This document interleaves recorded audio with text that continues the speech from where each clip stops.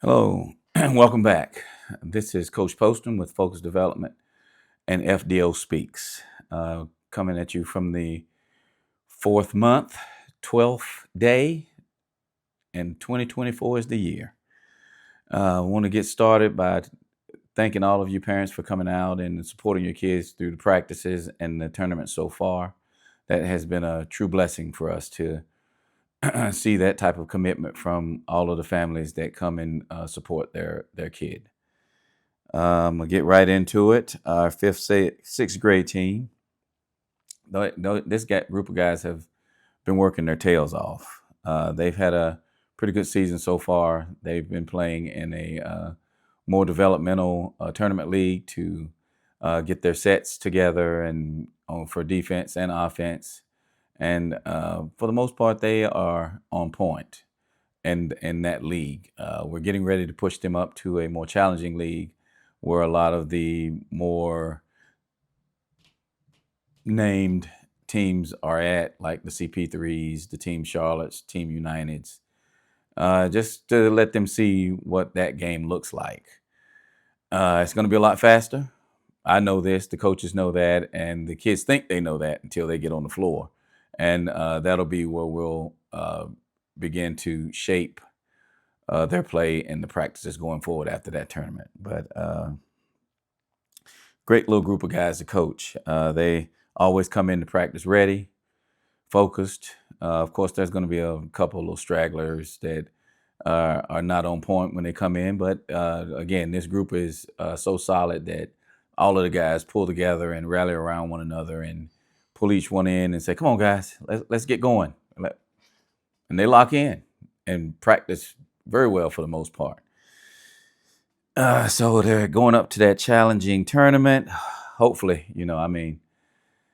some of those tournaments can be very demoralizing for young players, but hopefully they'll keep their spirits up and come back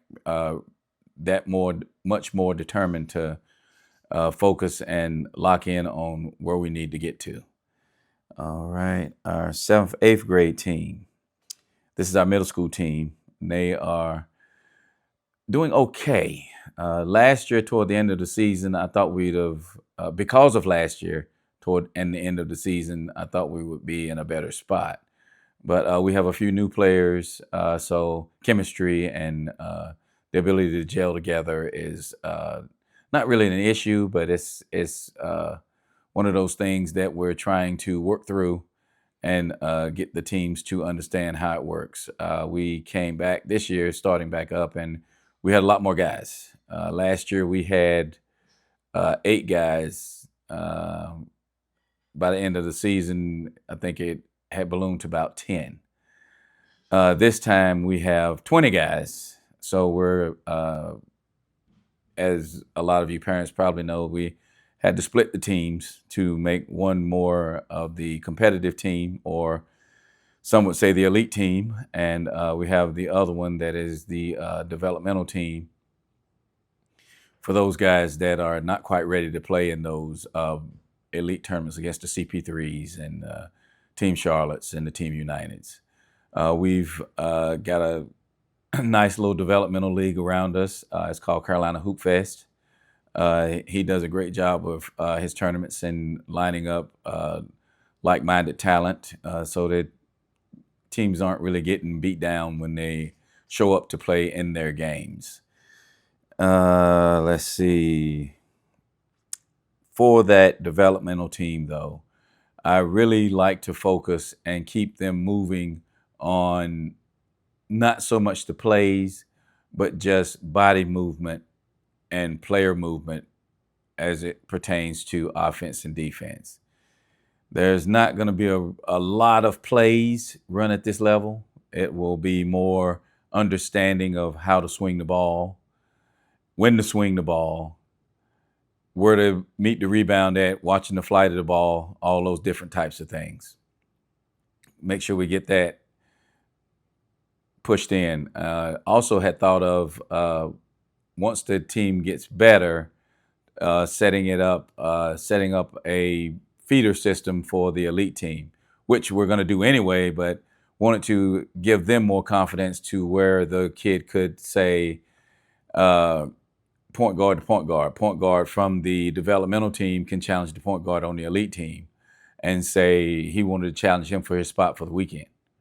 And those two would switch places if the developmental point guard beat the competitive point guard in a game to 3. They would swap places. And just to keep the competitiveness within the organization, letting them know that we are of our word and we're going to hold to it. If you work hard, you will be rewarded. That's our main thing here at Focus Development Organization. If the kid wants to play, we're going to meet him where he's at. We're going to build from that point. If he can't walk and chew bubble gum at the same time, we'll take the gum out and teach him how to walk. Add the gum later. All right, we got since that split though, I think for at least for practice anyway, it's been great. Having 2 groups with subs on each side has allowed us to show them what's important and where things fit. Even though the developmental team isn't really going into plays, they have a better sense of what it looks like when the competitive team is on the floor against them. And sometimes we mix and match those guys to give them a level of confidence to help them grow. The 9th grade team. This is a developmental team. Again, they came in with a lot more guys at the high school level. So we had to split those up as well. And we have a 9th grade developmental team with some of the 8th graders that came back that were 7th, that are now 8th, that can play at the 9th grade level. So they are all working and learning their plays. It's a lot more fast-paced. They're learning the grid of the floor, player placement, where you're supposed to be versus where the ball is, ensuring that all of those things happen in a timely fashion. Ball comes off the rim. We grab it, look before they dribble, see the outlet pass. If there's a push ahead, get it ahead.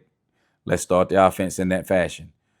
Don't have to have a lot of positions because we're not really playing positionless basketball, but for the most part, we want to play at a pace that wouldn't require a big to be there. We also have these guys.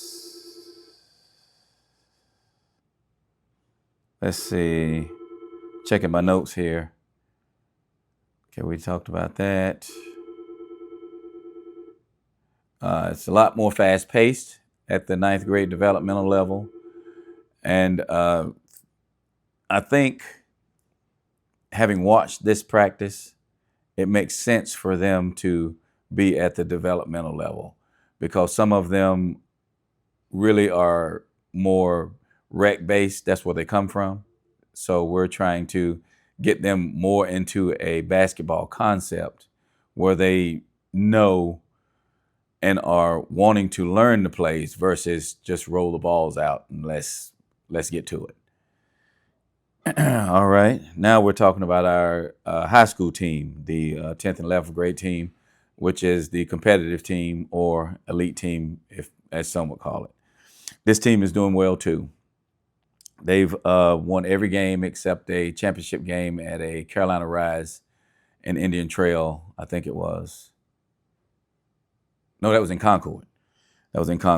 Their play is very impressive, and I have to give shouts out to the coaches and the coaching staff there on that group. Coach Jay Gee, Jermaine Blair, and Jason Ross. Those guys, keep doing your thing, guys. Y'all got those guys moving, getting to it. Really good to see. They work with those guys, though, mainly on getting into the offense as quick as possible. When they get into their defensive sets, locking in, helping, talking on defense, making sure that no man is left behind. If a person is being called, if a person is out on a wide wing, and the defense has moved more to the left side of the floor, calling that guy in to make sure he hedges in.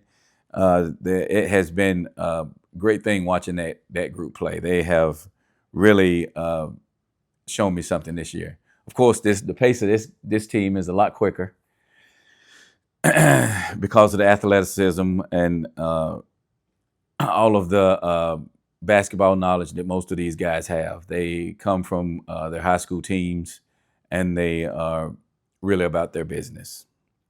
So congrats, guys. That's you're really doing your thing. All right. The next thing is AAU that I've seen in North Carolina and the surrounding areas, like Winston, Greensboro, even Rock Hill. It's a lot with the parent situation. We have a great group of parents here within our organization, but for a lot of these organizations, not so much. The parents are inserting themselves into the coaching staff during the game. While the coach is coaching, they're talking to their individual child, trying to get him to do certain things when the coach has already sent in a play that should be run. Unacceptable. The parents cross-talking with one another and not supporting the game, but getting mad and argumentative with one another in the stands. Unacceptable.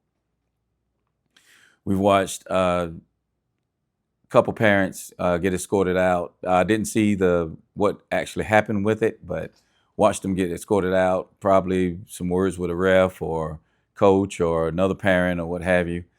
It's unacceptable. Anytime the cops have to escort you out, that is a negative impact for yourself and your kid. For one, your kid looks up to you. You should be the light that is guiding them, not the darkness that is trying to pull them out. Just be strong parental units and be there to support the kid and help them where you can. And if they are having issues, just kind of pull them to the side, get the coach, and you guys talk about it. It's not anything that needs to be voiced or cursed about or fought about or threatened about. Heard that somebody might have had a weapon in their purse or what have you. It's unacceptable. We're adults, and we're here to support these kids and help them on their journey. Some will go far, some not so far, but all of the kids need support, and they should have a positive place to play, not a negative one. Oh, scorekeepers and bookkeepers. My wife is one of those. She does the book for us, and she's at that table, and we've watched days where she's not doing the books, where a parent or a coach has come over to the table and just snatched the paper and threw it in the floor, pushed the clock receiver into the floors because the score wasn't right or they didn't agree with what the score was. You didn't put 4 points up. These people are volunteers. Some of them, I think the score person may make money, but most of the people are representatives from other organizations or moms or dads from these organizations supporting their kids. So, I mean, be mindful of that when you're in the spaces and dealing in these games.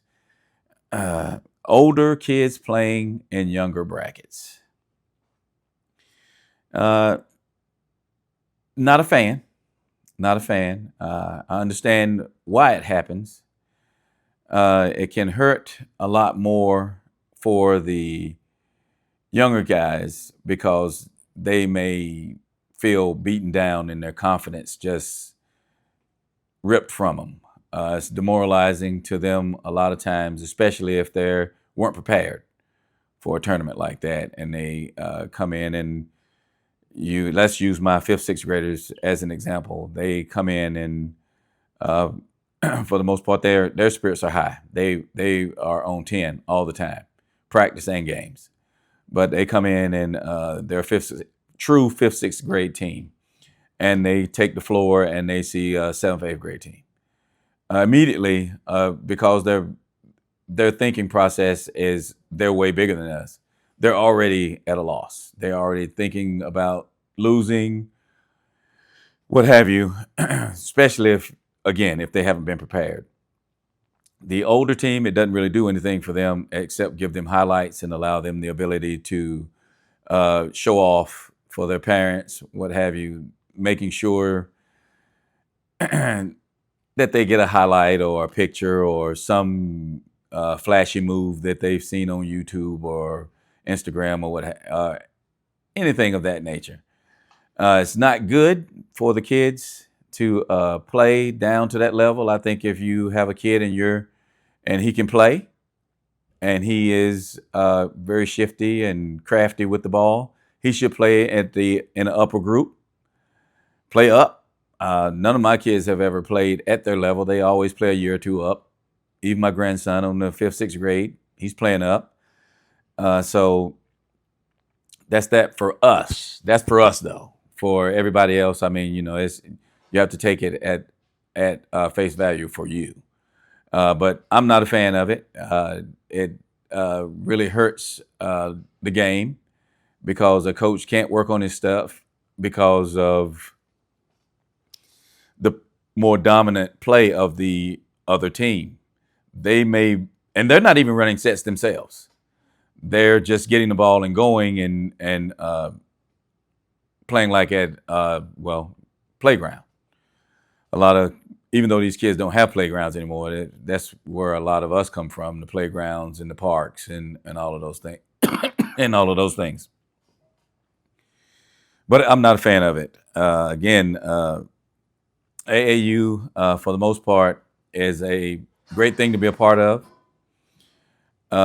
Some of the situations are getting a little out of hand, especially in some of these tournaments recently in North Carolina.